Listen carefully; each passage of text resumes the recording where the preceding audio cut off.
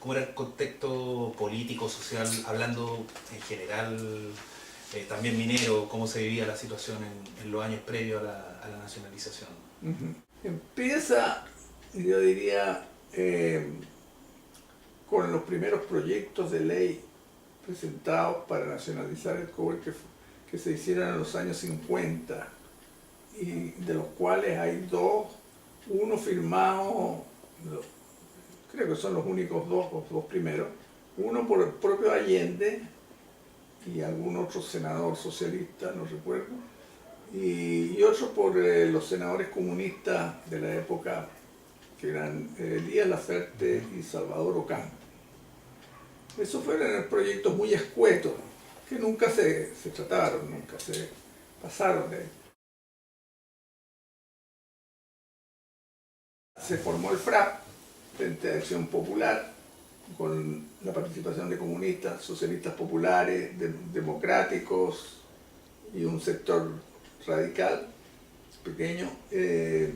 Formamos un programa que fue el programa del año 58, en el cual ya figuraba en primer plano. Hasta ese momento éramos los únicos. La democracia cristiana, ni Frey planteaban nada, al contrario, se oponían. Más tarde ellos empezaron a hablar de sociedades mixtas, una asociación entre el Estado y las compañías, que fue lo que finalmente propuso Frey en su gobierno y sacó como ley. ¿Cómo era el rol de Radomiro Tomic ahí, por ejemplo? Bueno, Radomiro Tomic era el más insistente y el más avanzado dentro de la democracia cristiana, pero siempre estuvo frenado porque no tenía el respaldo del partido. Siempre estuvo frenado porque Frey tenía otra idea y sus demás compañeros dirigentes y parlamentarios no eran partidarios de tocar a las compañías. Yo diría incluso que algunos se financiaban con aporte de las compañías, sus campañas.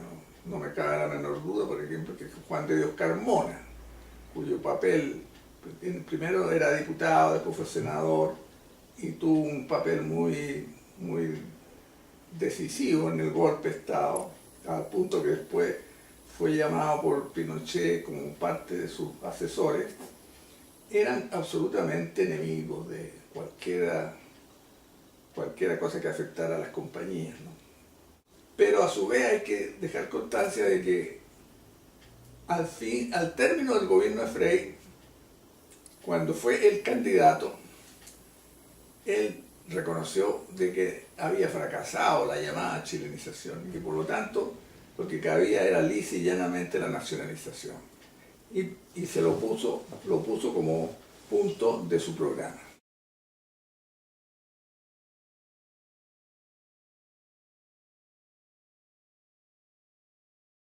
En esa época se creía eso realmente, que la moderación era más importante porque no se tenía conciencia de hacer un proyecto más grande, más libertario, más autodeterminante. Claro, ese era el planteamiento que usted lo estaba diciendo muy bien. Era la visión contraria a la nacionalización, era el contraargumento.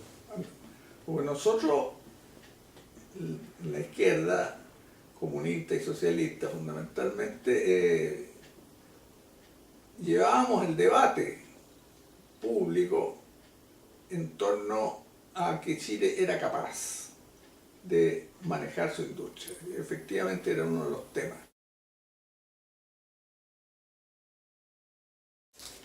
Bueno, la campaña 70 ya era en el terreno ideológico, era una batalla ganada, por así decirlo.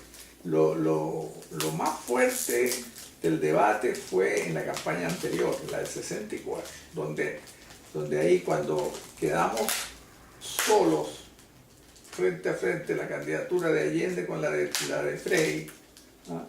Puesto que la derecha, como saben ustedes, se retiró y apoyó a Frey, Entonces era un poder mediático muy fuerte el que había detrás también. Y nosotros planteamos el tema del cobre como fundamental. En ese momento Frei no hablaba de nacionalización, sino de chilenización, dando a entender que era lo mismo, otra forma de decir, pero que no fue lo mismo al final. Pero era un debate en que realmente un debate nacional, como usted bien decía, la discusión en la calle, en las universidades, en los sindicatos, se organizaban foros por todos lados. El tema ya estaba en la opinión pública, ¿no? Y ya la gente veía que era un asunto importante. De manera que fue favorable el clima, digamos. Yo tuve que ocuparme por diversas razones mucho más bien de los minerales del norte, ¿no? Sobre todo de Chuquicamata. Yo tenía la idea de que, bueno, Chuquicamata era fundamental en todo punto de vista. Por consiguiente, había que tener un plan muy a fondo para desarrollar la conciencia también de los propios trabajadores, ¿no? Porque como era el mineral más rico, generalmente los salarios estaban por sobre el promedio y se había formado ya, no lo que es ahora, que ya es demasiado exagerado, digamos, con los tremendos aumentos de sueldos que tienen a veces, el consumismo y todas esas cosas, pero había algo de eso. Entonces la mentalidad de los obreros había que cambiarla, por así decirlo, ¿no? Hacer todo un trabajo. Por ejemplo, ingenieros químicos, necesitábamos muchos ingenieros químicos y la Universidad de Concepción tenía una muy buena escuela de ingeniería química en ese tiempo, no sé ahora. Y entonces muchos de ellos fueron allá.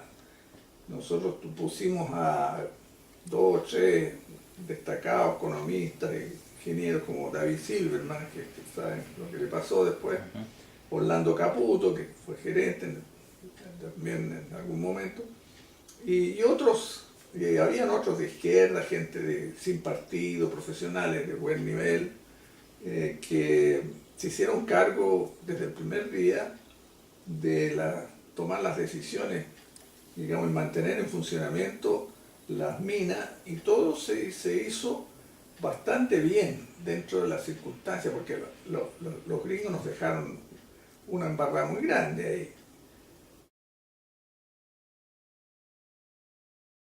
Ya como 4 años antes empezaron lo que se llama florear los minerales, o sea, sacar la parte más fácil, mejor, y dejar todo el material ahí. El material ahí, claro. Cosa que después elevó los costos y una serie de cosas. Hicieron bastante sabotaje los gringos, y después el sabotaje vino por el lado de los profesionales de derecha, porque también había muchos profesionales de derecha, no fueron expulsados ni nada, eran buenos profesionales, pero se fueron embarcando cada vez más en la política del boicot, del sabotaje, e hicieron cosas feas. Todavía quedaba, durante la dictadura, yo creo, ecos de este sentimiento nacionalista, y fueron los milicos, un sector militar el que se opuso desde el primer momento, porque ahí estaba el ministro Leni, después llegó De Castro, todos ellos eran partidarios absolutos de entregarla. Y Pinochet, que le importaba una hueva, todo eso, no se atrevió a dar el paso, porque en el ejército efectivamente había un buen número de militares, y también en las otras ramas que se ponían, no querían que se tocara eso.